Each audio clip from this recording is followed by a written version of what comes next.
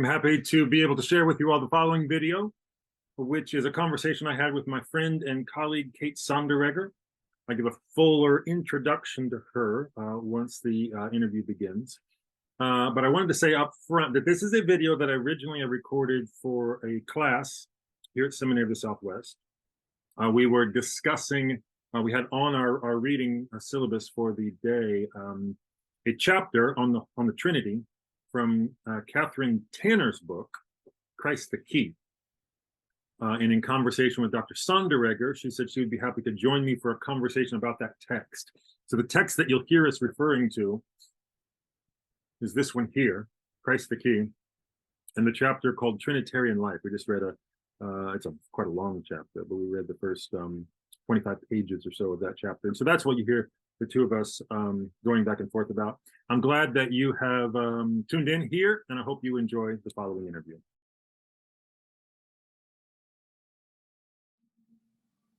Hey, welcome everybody. Thanks for tuning in to this week's installment of Intro to the Readings. And as a special event this time, I get to do this for you as a conversation. So you get to listen to somebody besides just me talk about what you're reading. And I'm very happy to be introducing my friend and colleague, Dr. Kathryn Sonderegger, who is the professor of systematic theology at Virginia Theological Seminary and has held that position for a while, 25 years maybe, something like that.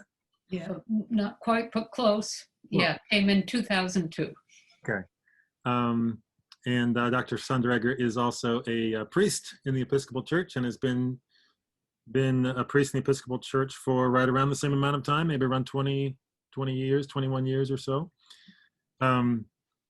She is a colleague who I have gotten a chance to work with a bit at a journal, the Anglican Theological Review. But I first came across her name when I was in graduate school with doing some work on Karl Barth's theology with the only book, I think, at the time that existed on Karl Barth's understanding of Israel. A wonderful little book called That Jesus Christ Was Born a Jew. And then in the past few years, Dr. Sonderegger has picked up a really impressive project that I think of as kind of like a punk rock gesture in theology, to say I'm an Anglican theologian and I'm going to write a systematic theology, and I'm going to start that with 500 pages on the unity and attributes of God.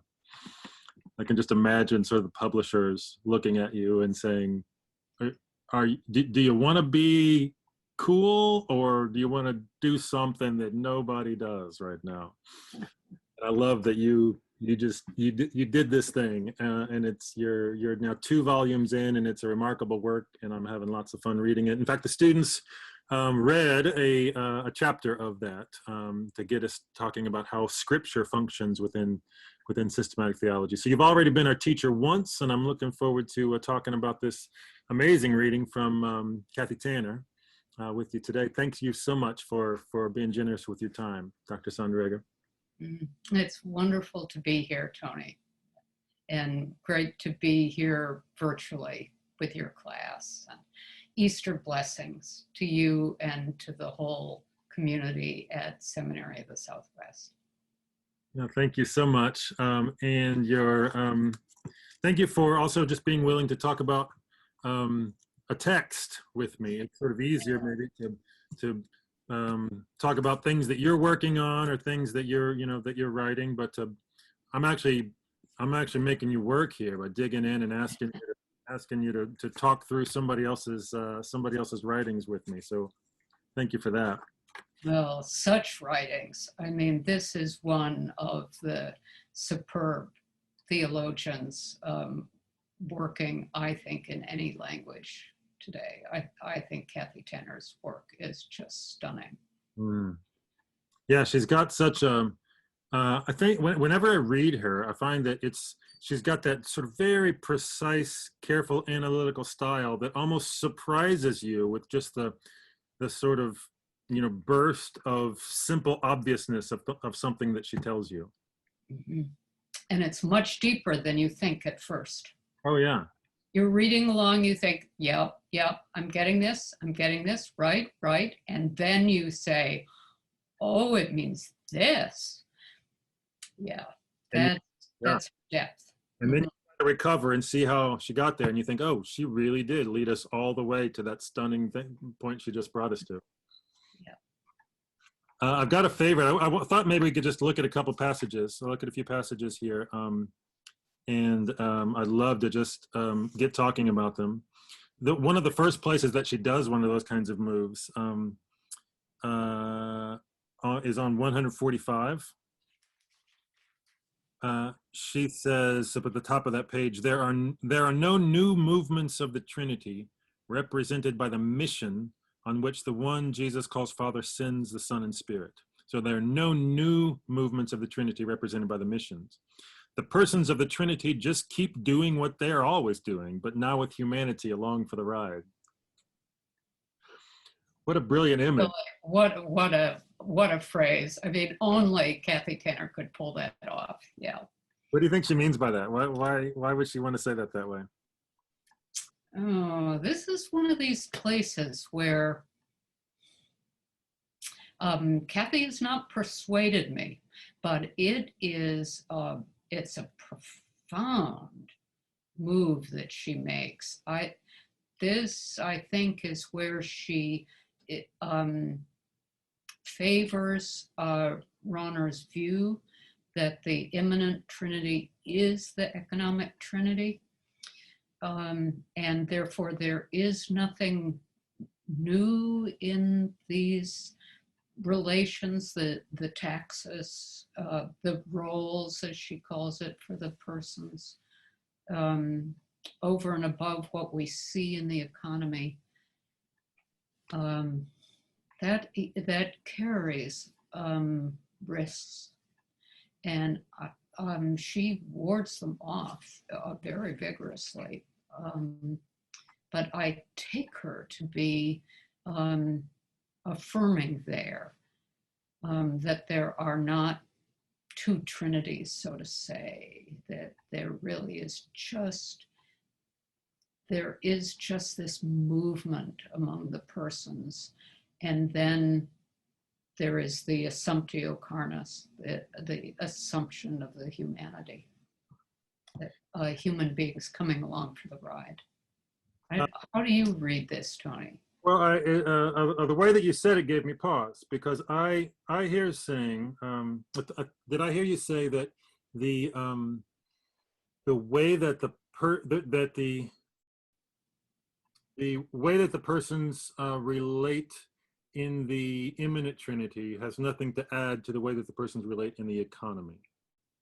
I think, is that the way you said that? I think that's right. I think that is, it's a relation of identity. I think she would go that far with Rahner. Because I hear the emphasis here on the other way around, like the economy has nothing to add to the Trinity ad intra. Yes, of course, that has to follow. But the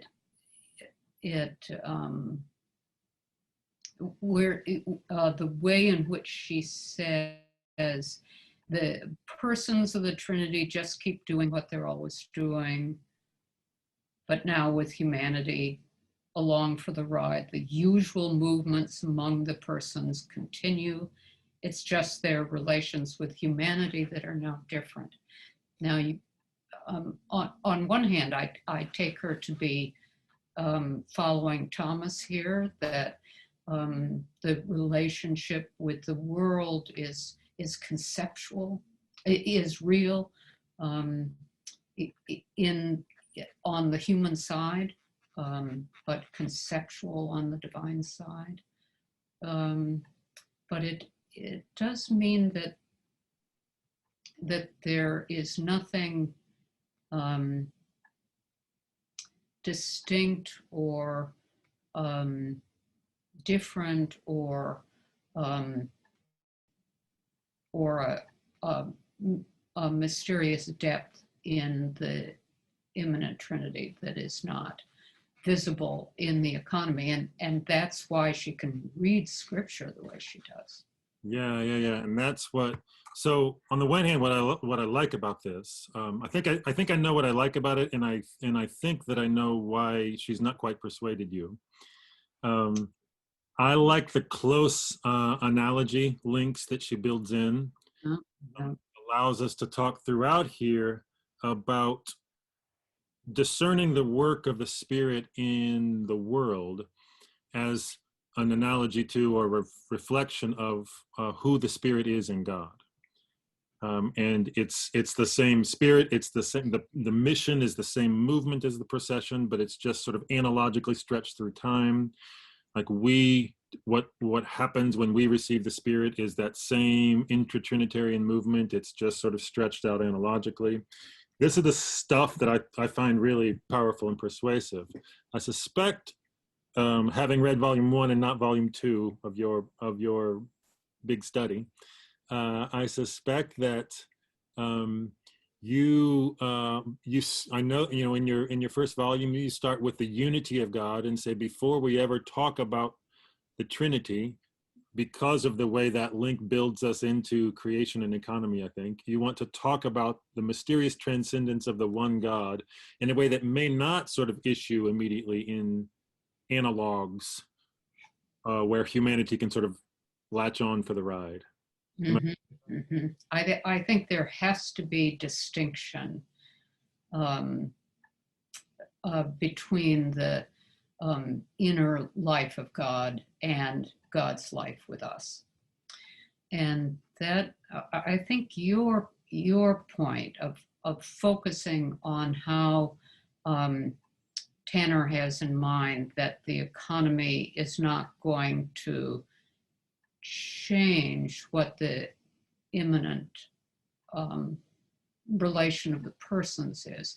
That's a really good point, and one of the places where Tanner wards off the thing that's most worrisome about Runner, and that's the vice versa that he adds. So it's not just that the immanent is the economic, but the economic is the immanent. That vice versa gives rise to real problems. But still, this is the kind of relation to the economy, I think, that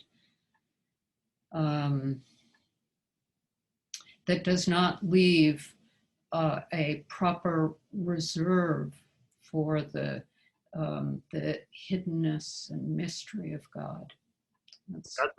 That's what you find missing in Ronner's vice versa, right? Right. I mean, there are all kinds of problems, and we see those problems in Barth too. And Barth is more daring than Ronner in working that out, but in the way that we're getting filiation here, so we're all children, sons of God, as the eternal Son is Son of the Father. That is so close, an expression, a temporal expression of the inner taxis, that I worry about defending the aseity, the transcendence, the hiddenness of God here. Yeah, and I definitely see that in Ronner with that sort of reductive vice versa. Then you get a God who really can't be more mysterious than God, than the way that God shows up in the economy. There can't be a sort of transcendent sort of glory of God, you might say, where God is just exceeds anything that we could actually receive as revelation, right? Yeah, I mean, he certainly wants to ward that off, I think, in his ideas about the horizon that always recedes from us, and the way in which we encounter the silence, the pleroma, that's the fullness that's beyond anything that we can comprehend.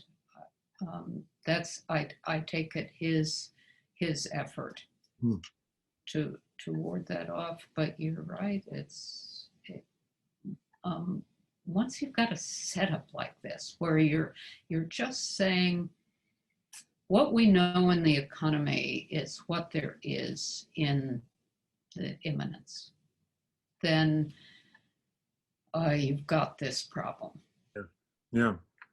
Well, for you all who are watching this, you're listening to two theologians nerd out on people you haven't read, but I think able to. Right. Just to give you a few footnotes, random footnotes here. Yeah, there's some footnotes, but I think you'll be able to connect that with what Tanner is saying. If over on page 146, she starts to make what I think of as like what the way that thesis about humanity being along for the ride stretches out through the chapter.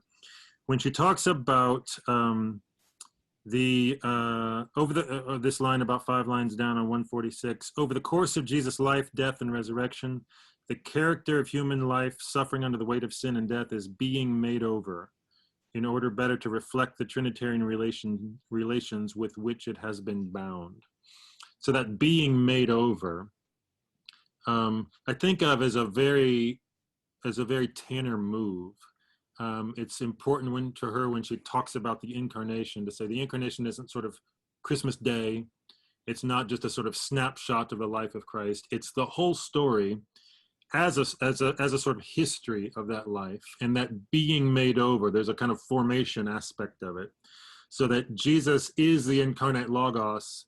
Like to say that sentence as it's a kind of judgment on that on what the Gospels give to us, and say here's this one. And I take that being made over as that's the important link she's going to give us as to this is how you come along for the ride. Because what we find out in the incarnation is possible for human life to be made over into an image of the Logos. Yeah. And the way in which she sums that up on 147, I had thought maybe you might pick that sentence too. In Christ, one finds the definitive translation of the word's own existence into a human form for the purpose of making over human life into the form of the word. I mean, in one way, that sentence just is this chapter. That for all its density, its marvelous scope, the range of materials she's working on, with the passage you picked out, this making over and the purpose of the incarnation, which is this.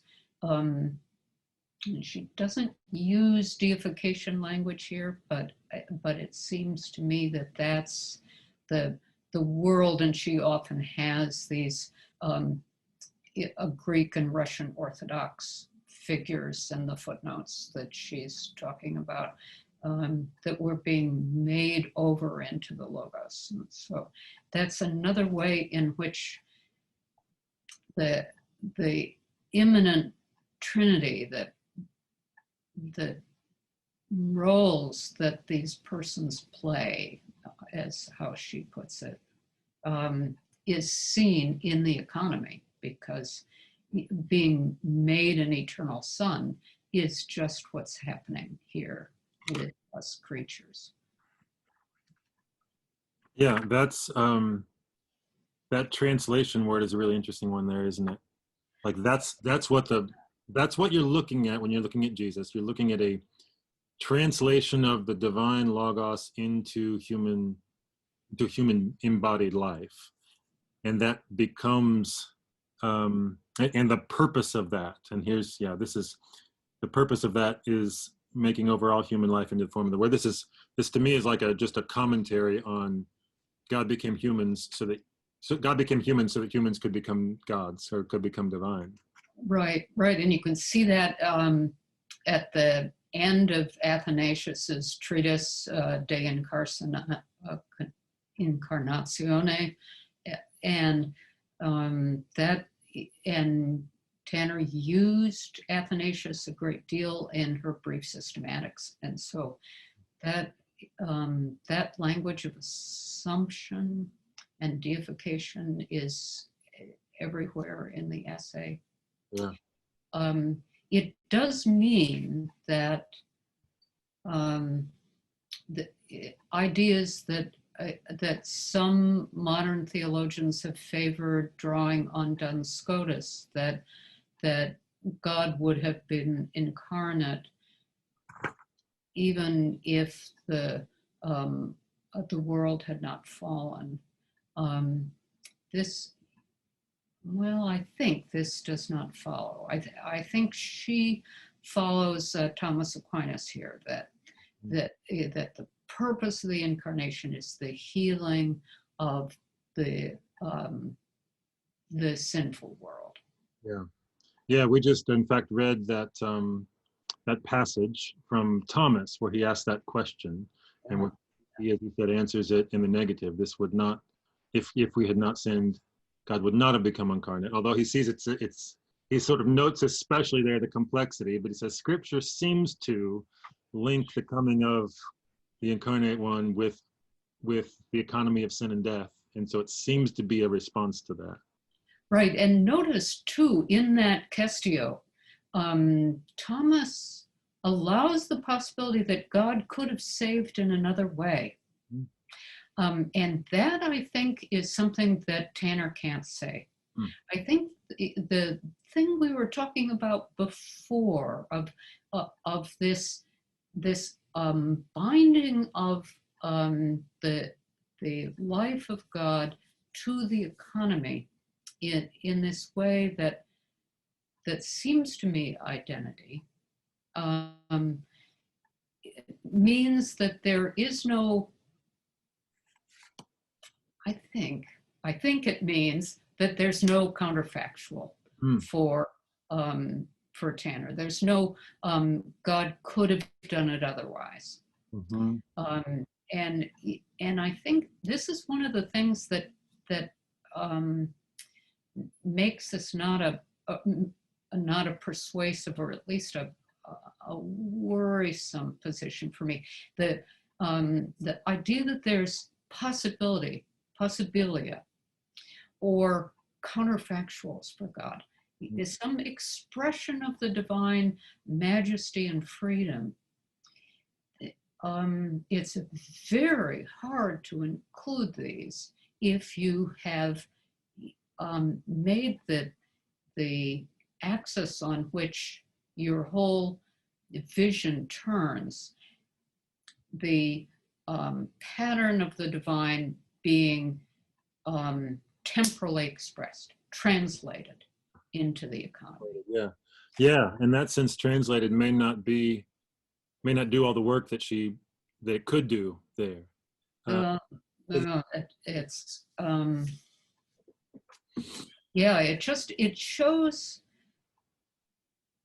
shows the particular genius of Thomas's attempt to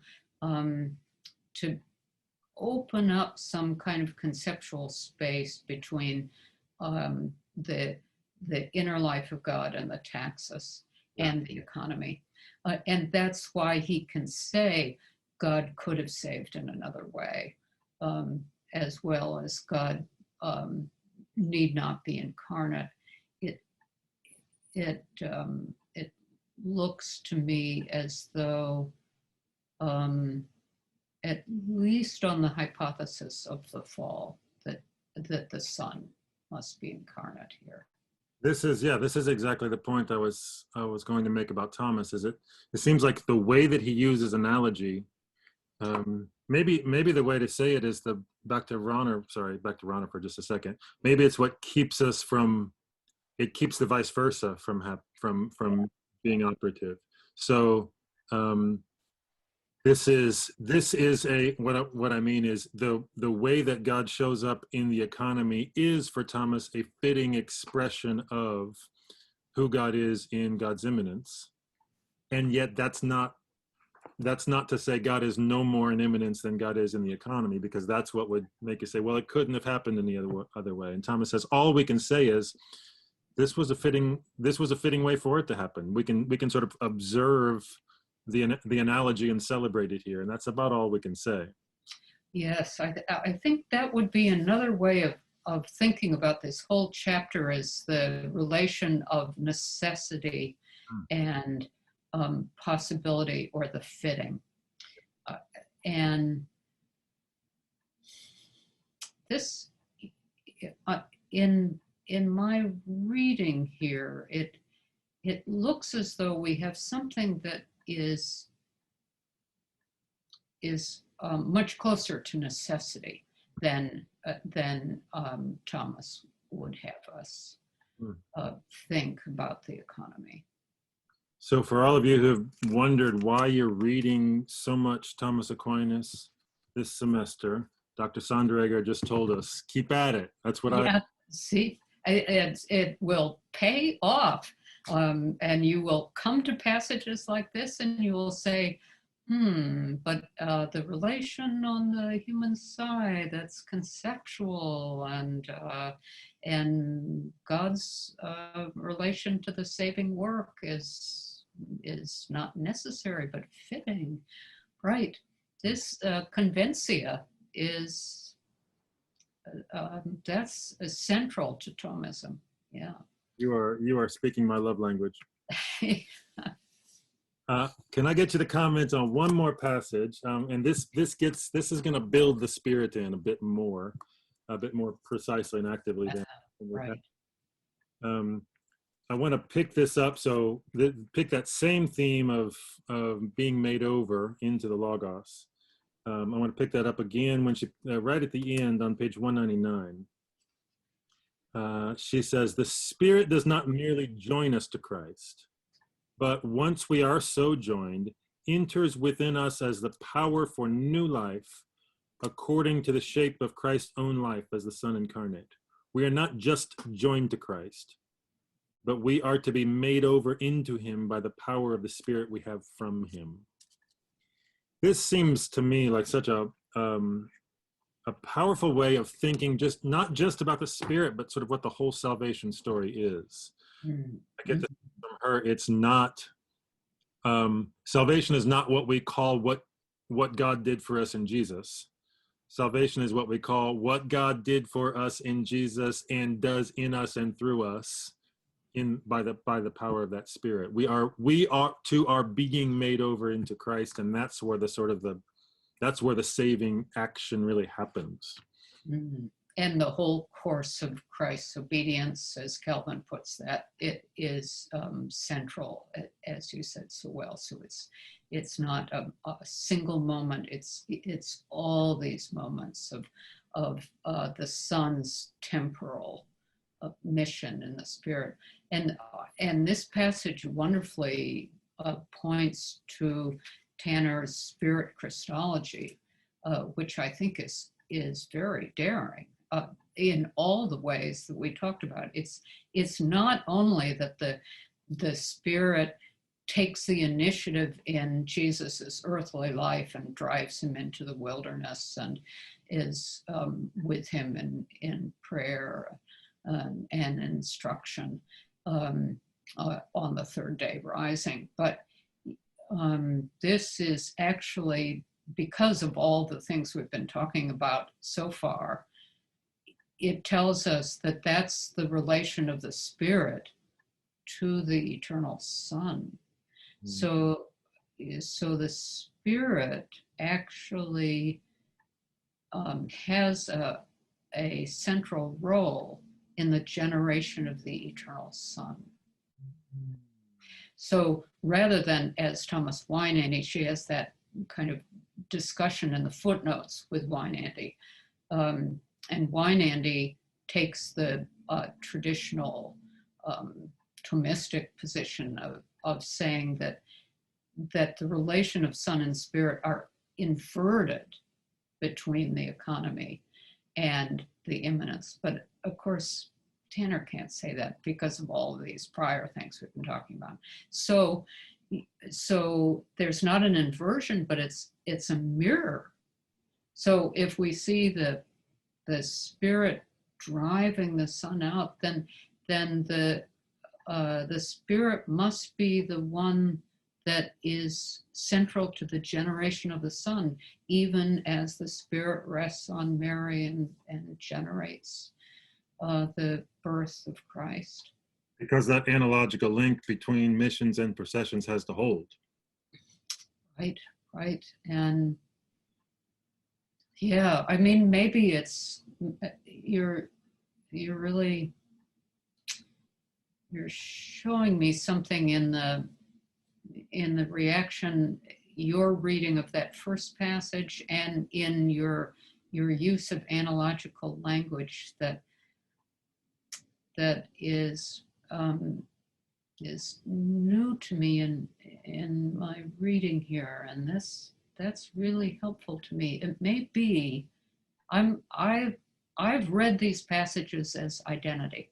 I've read them very Ranierian like. But you're using this language of analogy, and that that could be a way to answer some of the things I'm worried about here. It doesn't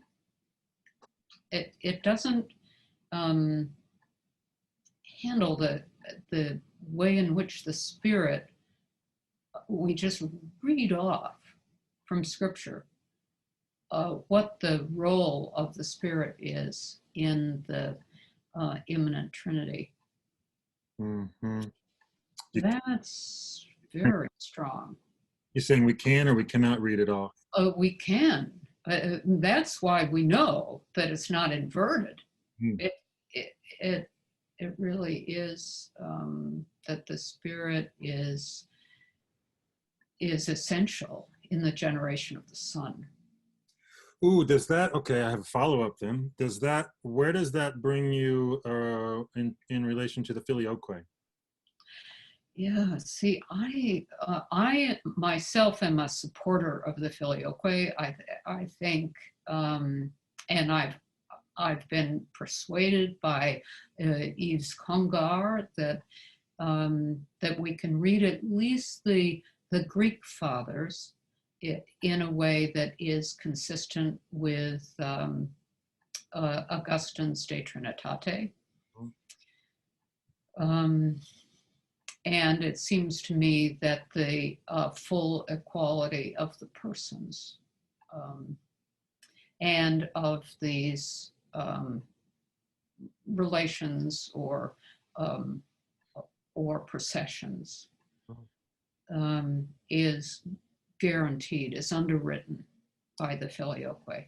But does saying that the Spirit proceeds from the Father and the Son make it more difficult to say in the immanent Trinity the Spirit is active in the generation of the Son?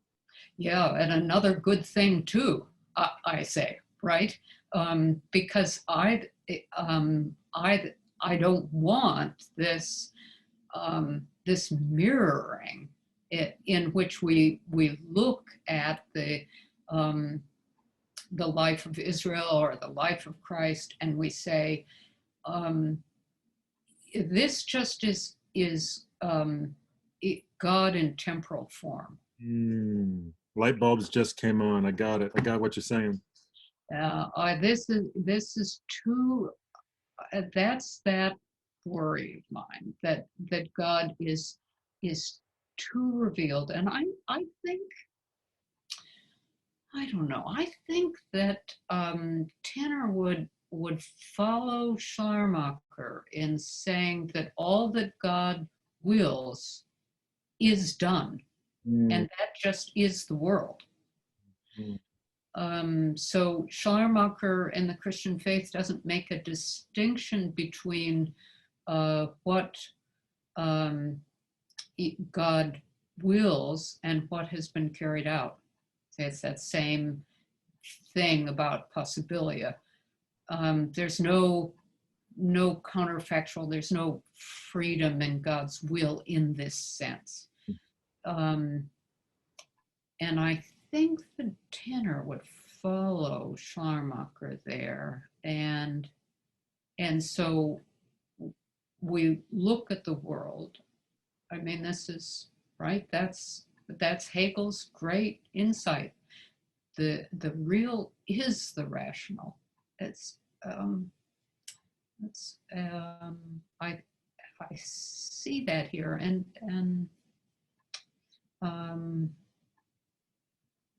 yeah, there's wonderful strength in that. I mean, you can see exactly this whole making over of the human nature. The Trinity, as she says, is not just some kind of arcane doctrine filled with lots of technical terms and things you're afraid you're going to get wrong. It's really just talking about our being made over in the Spirit into the Logos. And that's what Trinity is. That's just a wonderful strength. But it has costs. Also has some costs, as you're saying. Yeah, that's really a helpful thought. That's gonna have. I'm gonna be chewing on that.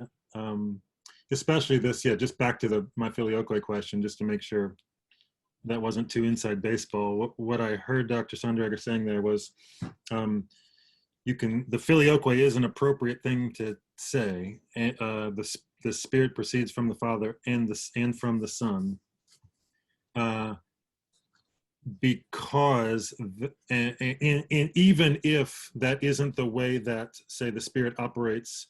There seems to be some possibility of reversal within the economy and the life of Christ. The Spirit drives. The Spirit isn't just sort of proceeding from the Son. The Spirit is driving the Son. The Spirit is alive when the Son is dead. All of this in the economy.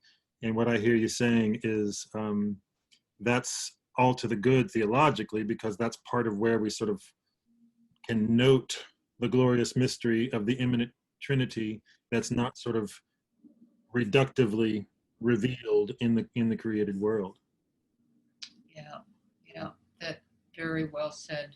Yeah, I mean, these are really deep problems in the structure of Trinitarian theology and its relation to Christology, which is Tanner's main theme in the book, I think.